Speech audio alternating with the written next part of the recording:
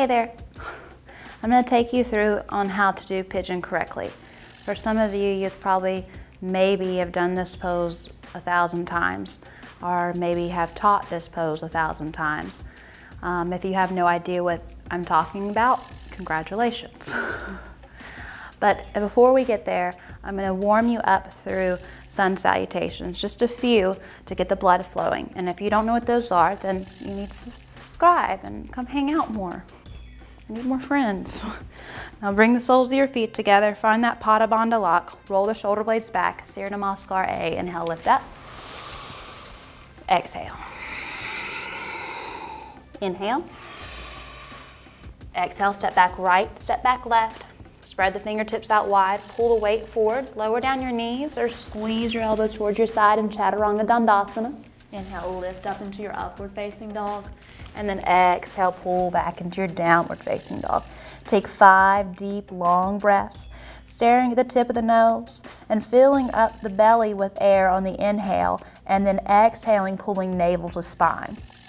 Try to move through a constant line of your breath and a constant line of giving and receiving, where the balance is coming within the circular motion of your breath. Give yourself one more deep, long breath. And then lift your heels, bend your knees, step up right and step up left. Bring the soles of your feet together, drop the ground. Inhale, lift up high towards the mountain peak, and then exhale safely at the shoreline. Inhale, lift. Exhale, bow. Inhale, look halfway up. Exhale, step back right, step back left. Pull the weight forward, lower. Lift, open your heart. And then exhale, pull it back and take it home.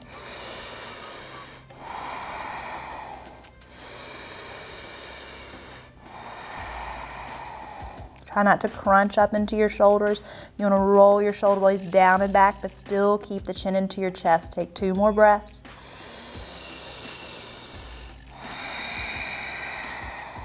One more.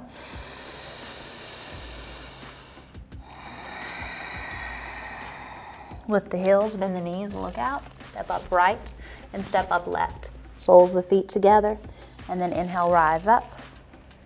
Exhale, Samasthiti. All right, this time we're gonna flow and then move through towards the earth. Inhale, lift. Exhale, bow. Eyes come to the tip of the nose. Heart is open. Exhale, this time, step, jumper, hop back. Lower, lift. Exhale, pull it down and through. You're still taking those 5 deep breaths though. 3.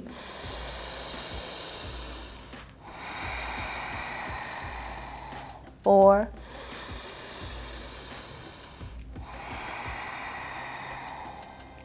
5.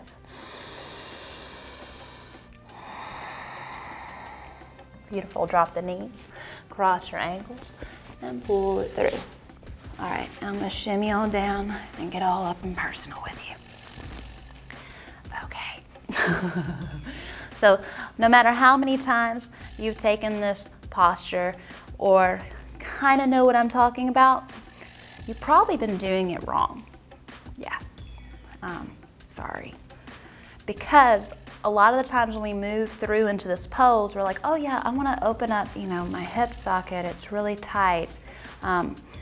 Well, a lot of us cannot pull our heel close into the line of our femur. And if your body isn't able to do that, then you need a prop, or you need to take it slowly and kindly. Meaning by that is you'll have to do other things to help open it up before you go there. But today I'm just going to show you how to go there correctly. That's another time. So you have to keep following me. Now, if the heel comes in closely, even if you just scoot to get there, you're able to do this pose. If not, then just lay off for a while. It's kind of like chocolate. I really love it, but I can't eat it after 10 o'clock, otherwise it's 1 o'clock in the morning and I'm still whistling. So don't do that, okay? Fair enough? Yes. So now we start with the right side because yin comes second, yang comes first. I know it sounds bad, ladies, but Rod Stewart said forever young, right? So it'll make you young. From this line of energy, if you come forward and you can bring your right heel into the line of your femur, once you do that, same thing. That's very, very important to not move from your knee and the line of your tibia and go later, oh great, my leg is shorter now, okay? Ow. Is you want to make sure when you bring that leg up that you can roll the heel towards the belly button and try to not contain a sickle foot, okay? So once you roll the heel towards the belly button, then, whoop, take the knee back. So a lot of us are used to getting into this from a downward facing dog, but I'm showing you the granny style today, okay? Deal with it. Now, biggest thing here is you don't want to flex the foot, because if you flex the foot, you can just cut the blood supply straight off, okay? So we want it to flow all the way through. Once you take that movement there, start to scoot the knee back. Now, some of us have this whole idea that we're supposed to have this flat, even plane line. But if we take that flat, even plane line in our pigeon pose, again, it's gonna hurt. And the reason being is because your knee is just moving like this, right? That's all it does. It doesn't go woo! And if it does, call me and we'll put you on a special episode, okay? Just let me know. Now, once you're here, when you sit down into this, if you start to really sit into that right hip, you need to pillow and sit it underneath there. And I tend to sit in my right hip just because it's comfortable. So you gotta let your ego go and just be humble with it. And it's very hard to do that, but you have to do that in order to get correct alignment. So when I go down on my right side, I'm actually gonna keep that here for me today, because I tend to hang out and have a cup of tea there. Now, in your pigeon pose, another mistake that people make is they automatically go like this. Okay, and there's no blood flowing through. I'm not getting any smarter. It's not working. You want to be like a tortoise coming out of its shell. So when you come down, if you come all the way down, off the mat, you want to bring your chin forward and stare towards the tip of your nose, or gently close your eyes. The reason being is because if we're working through keeping the light together all the way through to the crown of your head, if your forehead touches the ground, it's just going to cut everything off, and it's not cool. Okay? So after you've done that for a couple of breaths with me talking your head off, release your fingertips down. We'll get out of the grandma phase. Tuck your toes. I love you, Grandma. I'm sorry. Lift up. She's like, what? She'll roll over and come get me. That's the zombie episode. Inhale, look halfway up. Now bring this right leg through. Once you do, one thing I like to do here is take a little bitty low lunge to make sure that this line is gonna touch. And if it touches, ding, ding, ding, you get to come forward and go down. Congratulations. Once you come forward and go down, again, no dunce head trap. Don't go boof.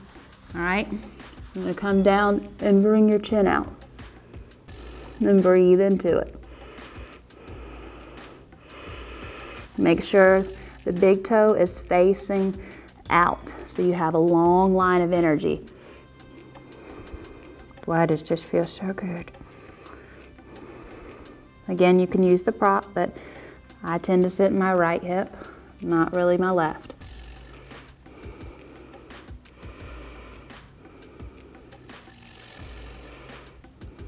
I'm getting too comfortable. I need to get up. Okay.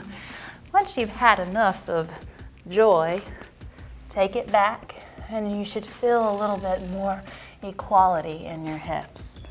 Bring your chin towards your chest and breathe into your left hip and your right hip, and create an imaginary line, like there's this little bridge, this little bitty micro machine is just going, yay, I can swim across.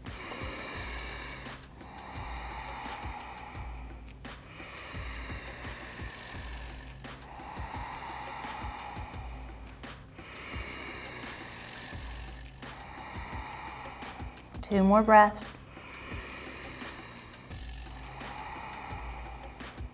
And one more. Lift your heels, bend your knees, step up right and step up left.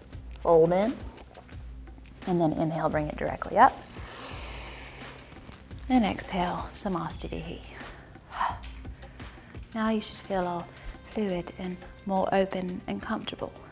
And if you want to know more about your pigeon pose, subscribe, find me on Facebook, Google+, and you can learn more about how to do the chicken dance. Namaste. So you're about ummed out by now, right? Yes? No?